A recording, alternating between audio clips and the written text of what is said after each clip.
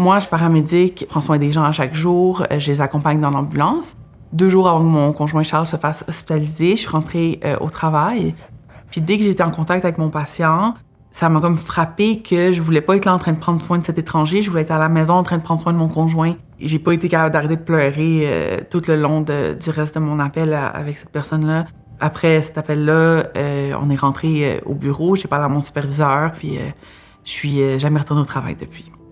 Tout ça a commencé un peu avant Noël, il y avait beaucoup de fatigue. Qu'est-ce qui a choqué, c'est qu'on habitait au 2e étage, puis Charles avait de la misère à se rendre au 2e étage après qu'on revenait de faire l'épicerie ou des choses comme ça.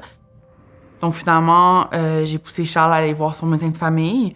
Et même pas une semaine après, il y a eu son diagnostic de cancer là, qui expliquait tous ses symptômes. On est passé de tout va relativement bien, des petits symptômes, à une charge très lourde de rendez-vous, d'hospitalisation, d'éducation un peu sur le sujet aussi. Non seulement il faut aider physiquement, que ce soit médicaments, tâches de tous les jours, des choses comme ça, mais c'est aussi un poids très émotionnel qui vient te chercher parce que c'est une personne que t'aimes, qui est malade. Donc même quand t'es pas en train d'aider physiquement, dans ta tête, tu penses juste à ça. T'es tout le temps un petit peu sur l'adrénaline de « je dois être prêt à répondre à une urgence ». On est comme tout le temps fatigué parce que même quand on se repose, on récupère pas. D'un traitement à l'autre, on sait jamais comment le cancer va réagir. Faut penser au futur de manière positive pour continuer notre vie, mais on sait pas ça ressemble à quoi l'avenir.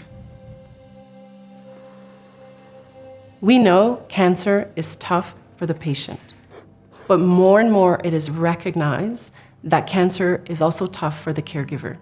We know that caregivers report more needs, more anxiety, more depression than the person they are caring for. But there are 3 things that can help.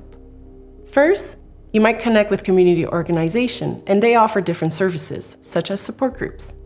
Second, the healthcare team of the patient is also there for you, and creating that partnership with them can ease your anxiety.